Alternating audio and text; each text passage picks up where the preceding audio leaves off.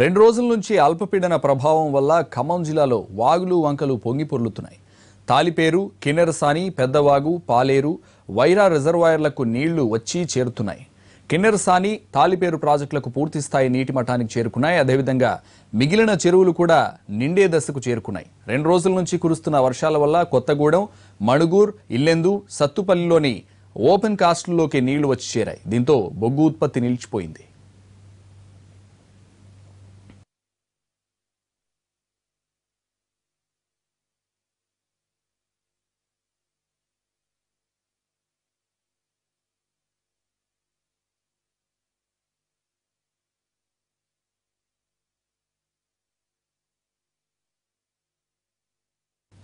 ఖమ్మంలో వర్షాలపై ప్రస్తుత పరిస్థితి గురించి మా ప్రతినిధి భూపాల్ అందిస్తారు. భూపాల్, పీడనం ప్రభావం వల్ల గత 2 రోజులుగా కురుస్తున్న భారీ వర్షాలతో ఇటు ఖమ్మం అటు భద్రాద్రి ఈ 2 జిల్లాల్లో భారీ ఎత్తున వర్షాలు వస్తున్నాయి. 2 రోజుల బట్టి ఎడతెరపి లేకుండా వర్షాలు కురుస్తుండటంతో వాగులు వంకలు అన్నీ పొంగి ప్రవహిస్తున్న పరిస్థితి. ఇప్పటికే దాదాపుగా పెద్ద పెద్ద చెరువులన్నీ కూడా నిండిపోయినాయి. ఇటు ఖమ్మం జిల్లా పాలేరు, వైరా, అదేవిధంగా సత్తుపల్లిలో ఉన్న బేతిపల్లి చెరువుతో పాటు అదేవిధంగా భద్రాద్రి జిల్లాలో ఉన్న కిన్నెరసాని ప్రాజెక్టు, అదేవిధంగా అశ్వరాపేటలో ఉన్న పెద్ద చెరువు, ఇవన్నీ కూడా పూర్తి స్థాయిలో నిండుకున్నాయి. అదేవిధంగా ఎగువన ఛత్తీస్గఢ్లో కురుస్తున్న వర్షాలతో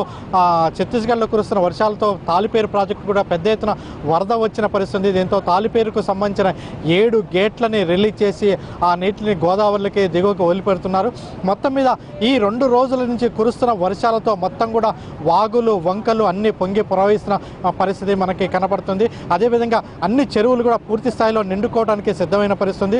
దీంతో అనేక ప్రాంతాల్లో ఇటు భద్రాచలం రెవెన్యూ డివిజన్ పరిధిలో, పాల్వంచ రెవెన్యూ డివిజన్ పరిధిలో పలు ప్రాంతాల్లో వాగులు వంకలు పొంగి ప్రవహిస్తున్న నేపథ్యంలో అక్కడ పలు గ్రామాలకి రాకపోకలకు కూడా అంతరాయం కలిగిన పరిస్థితి ఏర్పడింది. అయితే గత ఏడాది ఇదే సంవత్సరం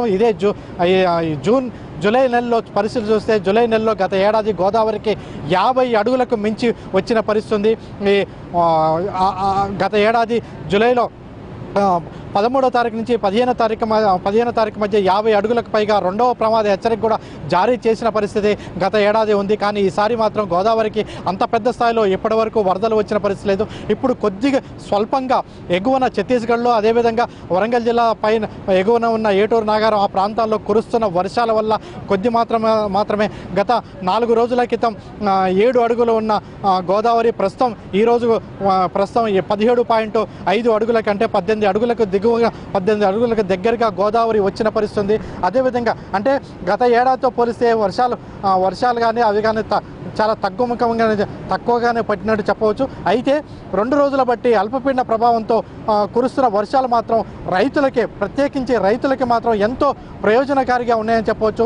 ఆరుతడి పంటలకు కానీ అదేవిధంగా చెరువులకి నీళ్లు వచ్చే విధంగా ఈ వర్షాలు రావడంతో రైతుల్లో ఆనందం వ్యక్తమవుతుంది. నిన్న మొన్నటి వరకు గత 2 రోజుల క్రితం వరకు వర్షాలు లేకపోవడం వల్ల రైతులు దీనావస్థలో ఉన్న పరిస్థితి ఉన్నది. అయితే వర్షాలు పడతాయా అన్న ఆందోళన ఉన్న పరిస్థితిలో ఒక్కసారిగా 2 రోజుల బట్టి కురుస్తున్న వర్షాలతో మొత్తం ఇటు భద్రాద్రి అదేవిధంగా ఖమ్మం జిల్లాలో ఉన్న అన్ని చెరువులకి పెద్ద ఎత్తున నీళ్లు రావడంతో రైతుల్లో ఆనందం వ్యక్తమవుతుంది.